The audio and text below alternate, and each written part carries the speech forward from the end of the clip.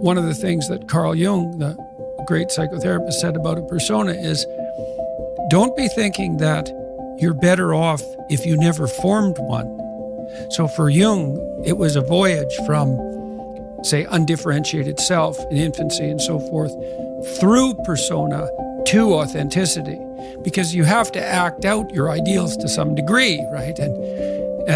And you also have to formulate a avatar of yourself in some sense that's a mediator between you and other people in casual social encounters. Like, you don't want to walk into the bank and have the teller tell you about his or her day when you say, "How are you doing?" Right? I mean, now and then that can happen, but generally it's too much intimacy too quickly. And so you need this functional shell. But the problem arises when that functional shell is all that there is. And then the real person underneath is just desperate and unhappy because nothing of what's being acted out reflects a true underlying reality. I'm trying to get a hold of the Disney people at the moment because I want to do a lecture series on Pinocchio, because I think Pinocchio is a brilliant work of art. And if you're a puppet and an actor, and Pinocchio is both at times in that movie, both a puppet and an actor. So why an actor? Like, why is there something wrong with being an actor? Well, the first question is, well, who sets your role? And then the second question is, who's pulling your strings? So you've put on this front that is there to make you popular and sexy and desirable and to mask from yourself your own inadequacies. But that's a role. Well, who wrote it? And for what purpose? And so Jung said, for example, that we all acted out a myth, and whether we knew it or not. And, maybe you're acting out a tragedy. Maybe you're acting out Narcissus. You don't know, because you've put that on yourself in an attempt, in some ways, to deliver to people what they want, or more accurately, to look as though you're delivering to people what they want. And it's not nothing to do that, right? Because at least you're attempting, in some sense, to adapt to the social world. Someone who's really infantile and dependent, someone who's never left home, part of their problem is that they haven't crafted a persona. So you don't want to denigrate it entirely, but it's no substitute for the real thing. And it turns out that not only is what we want from each other the real thing, but that's also the adventure of your life. And so if you aren't truthful, and that means, unfortunately, especially at the beginning, when you start to be truthful, it means deeply coming to terms with your inadequacies in humility. So it's very painful. Without that, you don't have the adventure of your life. You have the role that you've acquiesced to. And that'll take all the meaning out of your life. It's like, make a plan, man.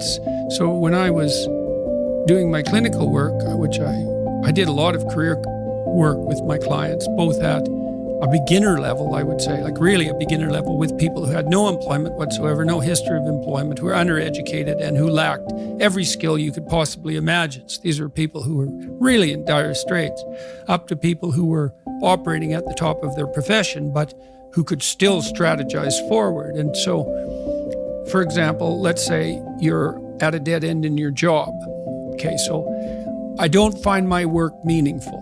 All right, so that's a problem statement. It's like, well, why not? I find the work I do repetitive and boring and without spirit.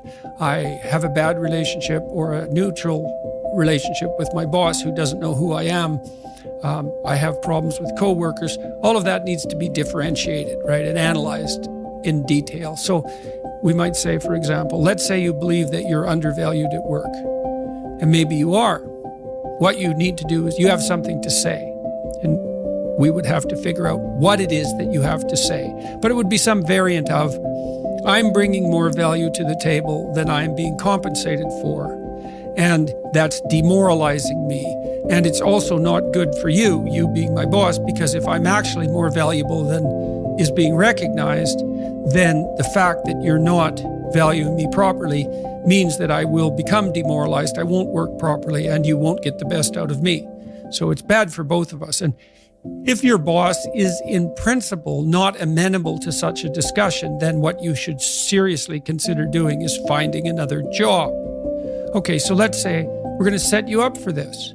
Okay, this isn't like next week's enterprise, man. This is your life. So the first thing I would ask is, well, do you have your resume or CV in order? Well, I haven't typed it up for 3 years. Well, what do you think about bringing it up? Well, I'm pretty nervous about that because there's some holes in it. And, I didn't do so well in college and I'm kind of embarrassed about my resume. It's like, okay, bring it in. Let's go through it. Let's at least update it. Let's look where the holes are. Let's look at where the inadequacies are as far as you're concerned, right? This isn't my judgment. It's your judgment. Let's walk through those judgments and see if they're warranted, because maybe you're just too guilty and ashamed and self-conscious and anxious, and you're looking at your resume more critically than someone else would. And maybe there's some holes that you need to rectify. You were 2 courses away from your BA and you dropped out or something like that. Well, maybe we need 6 months to address that. And at least, even if you can't be fully educated, you could be taking some courses online. And so when you went to a new job interview and they said, what about this hole? You'd say, well, I came to terms with that 6 months ago, and in an effort to rectify it, I'm taking the following courses, and here's my plan for completion. That's a really good answer. And anyone with any sense who's interviewing will accept that as an indication that although you're not perfect, and who is, that you have a good plan and that you've thought it through. Like, that's the kind of answer that in all likelihood will cement your candidacy for the position. Okay, so now you're going to go to your boss. Well, you have to have your CV and your resume in order, and you have to be able to stand on it solidly, and which at least means that you're prepared to address the inadequacies in a credible, realistic, believable, and truthful manner. All right, now what you do is apply for like 10 jobs. You don't have to take them, but maybe you have to go to an interview or 2 or 3 or 4, and maybe there's a bunch of opportunities out there for you that you didn't even know about. And maybe someone offers you a job. And so now you can go to your boss and say, here's the situation I'm in here at work. Here's my evaluation of the problems in relationship to me. Here's what I could do for you if you gave me a 40% raise and the opportunity to progress, but I'd like to see a plan for that. And I've been looking for other opportunities before conducting this discussion, and I have some. Well, then, if your boss treats you with contempt at that point and doesn't listen, then perhaps he or she is a little more narcissistic than might be optimal, and it's time to find a new job. But this isn't something you do trivially. And so when you're doubtful, say you're trapped, you ask yourself, well, why am I trapped? And that's a hard question, right? Because some of it's your own inadequacy, a lot of it, and all of the part of it that you can deal with is your own inadequacy. So even if it's unfair, even if you're hemmed in for any number of reasons, inappropriate, like ethnically predicated oppression, let's say, or maybe you're in a workplace that really is sexist in some fundamental sense. Well, that's not good. It's not just. It's not fair. It's not meritorious. All of those things. And maybe you shouldn't be there. But what you can do to begin with is every bloody thing you possibly can do to put yourself in the most virtuous and powerful negotiating position possible. And you have to think like a snake in some sense to do that. You got to get the details right. You have to be prepared to bite, and you have to have your eyes on the prize, so to speak. And people aren't taught this sort of thing ever, really. They're not taught how to negotiate. They're not taught how to goal set. They're not taught how to conceptualize appropriate success in some broad sense. In some sense, that's what the humanities are supposed to teach people.